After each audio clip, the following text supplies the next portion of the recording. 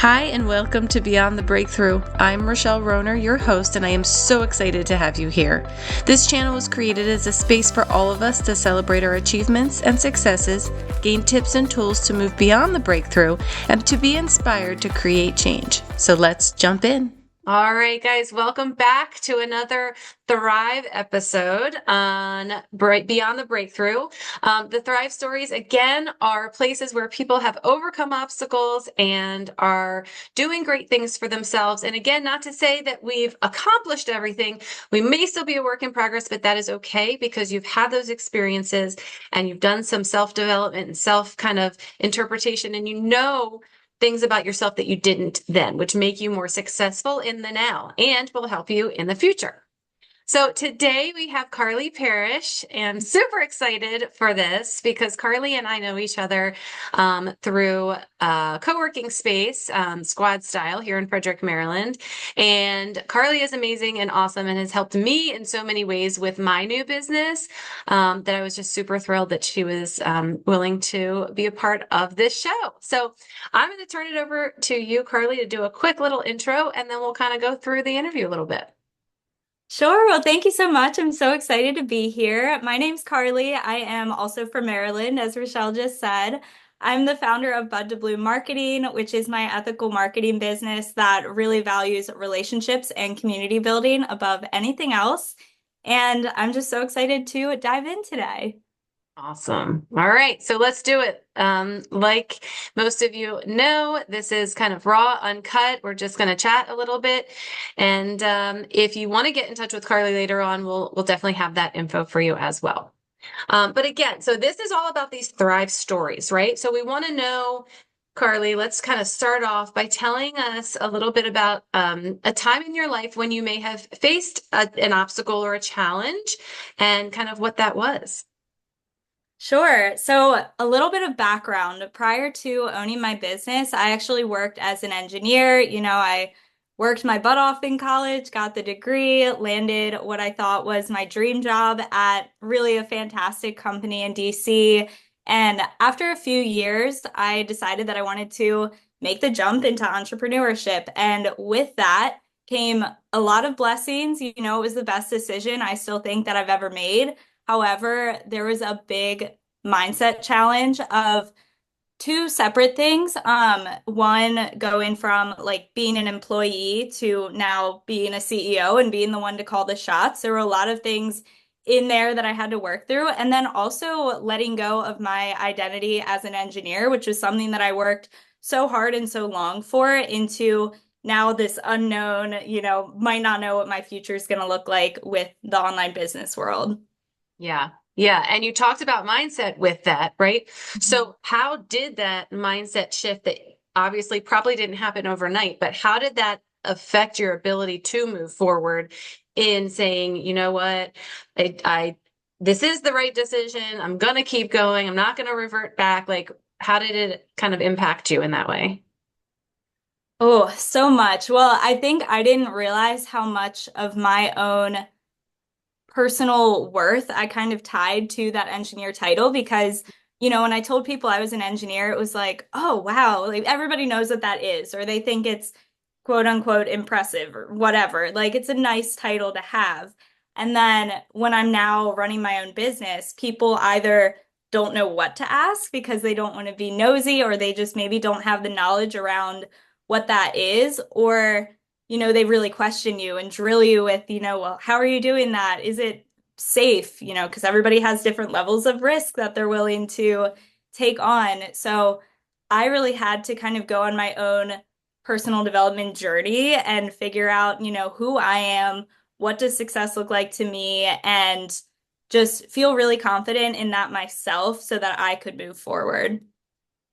Oh, that's so good. That is so good. And so did you have like specific moment or like realization when you were like, this is it, this is what's going to happen, this is who I am, or was it kind of progressive for you when you were making that change? It was a lot of little moments over time, like especially with making that shift from being an employee.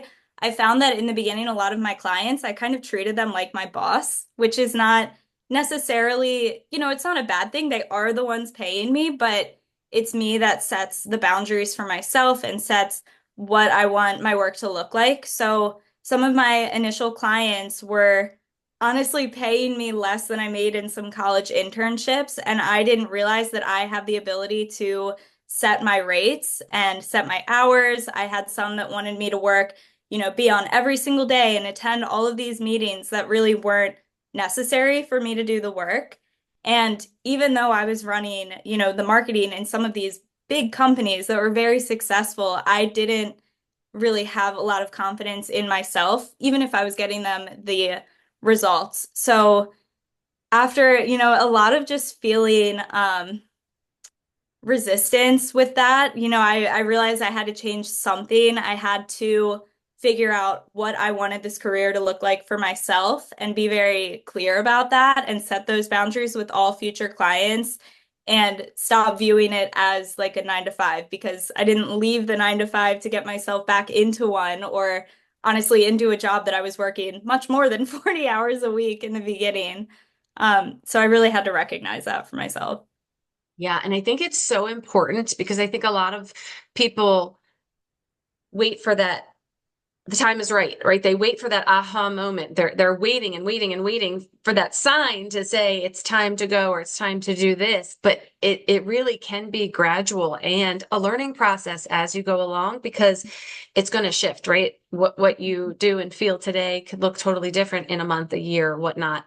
So knowing, I think that's a really good point to share with people that it's not this was my sign, this was the specific moment that I knew it was time to make a change. But as you went through the process, you started to see what was feeling aligned with you and whatnot. So I think that's awesome. That's really great. And so then I know you kind of, this was a process, it sounds like for you, but what were some of the first steps that you took to overcome that challenge of like, I guess, like I'm the CEO, like I'm the one running the show here. What were some things that you had to, strategies or steps that you had to take? Yeah, I think first I had to figure out like who am I without titles, without, certain number of clients or certain dollar amount or anything like that. Like who am I? What do I enjoy? And just let go of the worth that I tied to all of those shiny, accolades that I may or may not care about. So there was that. And yeah, it was just such a process. I had to welcome in support. I had a business coach. I did a lot of therapy, like in the earlier stages of taking my business full time because I didn't realize until I was in it how hard that identity shift was. My husband was super supportive, all of my family and friends. And if anyone wasn't being supportive, then maybe I know not to go to them for advice or not to share certain things with them. So just being careful of who I let in personally, and just always working on my confidence was a big one. Oh, I love that. I think that's really cool. A lot of people look for a thing that's going to help, but having that community support behind you and that accountability and all those things, that is huge. I love it. Mhm. So you just touched on this a little bit, but how did this breakthrough really kind of impact other areas of your life, right? I mean, obviously we're hearing about the professional kind of transformation, but how did it change personally for you as well?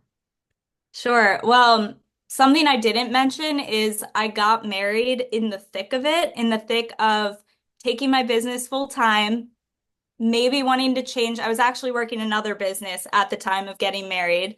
And I was working on maybe shifting everything over to marketing only. So there was that. And it was a lot of like, okay, like I know you want to marry me to my husband, but like I don't even know who I am right now. I don't know who I'm gonna be. Like, hope that's cool with you. Thankfully it was, and he's the best. Um, but it definitely seeped into, my marriage and personal life, like especially with not setting boundaries and wanting to work all the time. I remember like when we were renovating our house, I had to go in the room next door, close the door, and I was on the phone with the client. I was doing like 5 rounds of revisions for her because I didn't learn yet about putting lines in the contract about a certain number of revisions. So something we learned from that. I remember planning our wedding, what's it called? The different tours for like vendors and things like that, and the venues, planning all of that around when my clients wanted me to be on. And I just felt like I had no control over my personal life.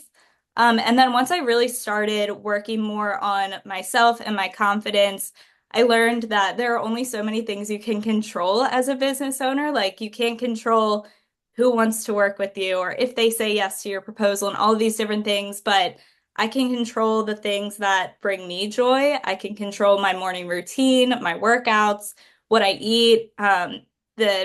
Evenings are not for work. That's family time, and we're going to go on a walk or do all these other things. And making that like my whole day does not revolve around my work. It revolves around all of these different aspects of my life that really bring me a lot of joy and happiness and peace.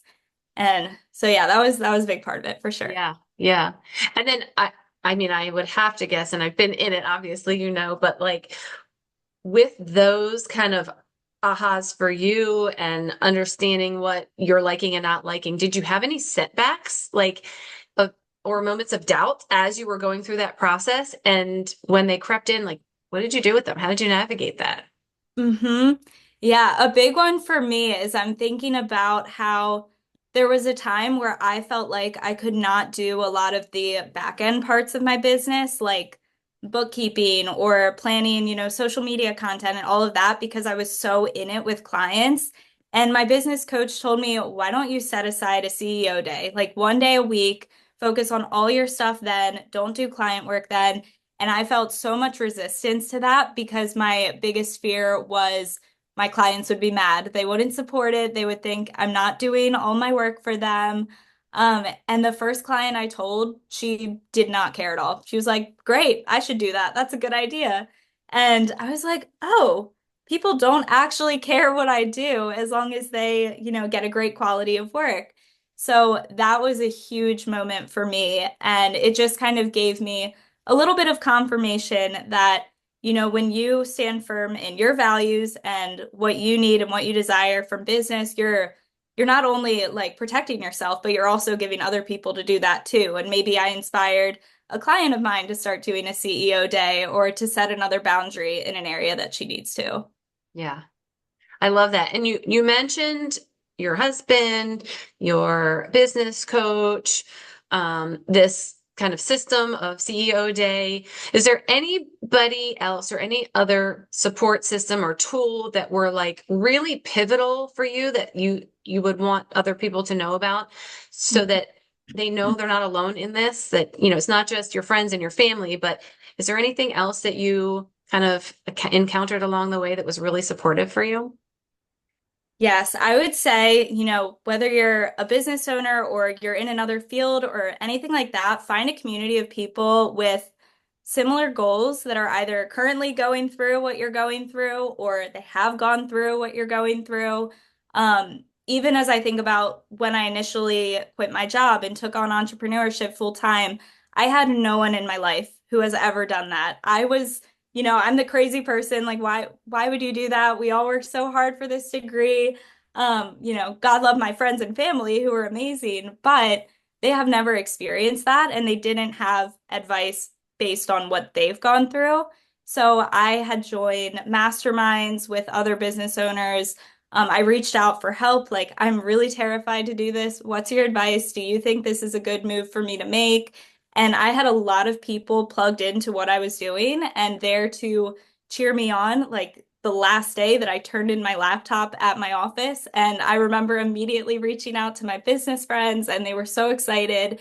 And it's just really important to surround yourself with people who get what you're going through and they can really cheer you on. And it just gives you confidence that I'm not the only one in the world who's ever done this, even if it feels like it right Yeah. now. Yeah, which totally leads into I would love to know if you could offer one piece of advice to someone who's facing a similar obstacle, right? Whether it's that self-growth that you were talking about or leaving their job and becoming an entrepreneur, what would it be? Ooh. I would say to define what success looks like to you and you want what you want that to feel like, look like, and don't think about it in terms of what other people are doing. And I think that took me years to learn, and I'm finally learning that because now success to me is being able to drop work and go snuggle my baby niece and spend quality time with her and take, a nice vacation at least once a year with my husband or with family and work with people that I love and, take time off and that kind of thing. But that's not everybody. Some people might have a very specific dollar amount in mind. Some people might love working 9 to 5, and that's what they need. They need that structure and that consistency. So really just think about what it is for you and lean into that and don't define that based on what everyone else is doing or everyone else says you need to do. Could not have said that better myself. I love that answer. I love that. That's so great. Um, and then, I guess through all of this that you've been through and are still in, maybe, how has overcoming this challenge really shaped who you are like today versus when this process began? Mm. The biggest thing for me is it's just given me so much confidence in who I am, in how I show up in the world, in how I serve my clients, and looking back, like I really had to figure everything out as I went along. I didn't have all the answers when I started, but I just felt like this was the right path for me. So, you know, anytime I start something new now, I know I can figure this out. I've been here before. I have the confidence to do it, and I now have the knowledge that, with a little bit of support and accountability from my community, I can do anything I set my mind to with that. I love it. I love. Is there anything else that you'd love to share with somebody who is maybe listening to this or watching this right now and they're like, wow, I am been thinking about like leaving my job and making this transition, or, I've been thinking about maybe I love my job, but I'm really looking to design my life and this really speaks to me. Is there anything else that you'd like to share with them, um, to take with them? Yeah. Well, I would say if you have that thought or that you feel that little nudge, there's probably a reason for it, and you should explore that. And it doesn't mean you have to drop everything and completely 180 your life, but try it out. Start a little side hustle on the side, see where it goes, see if you enjoy it, or maybe it's something that just needs to stay a hobby, and that's okay too.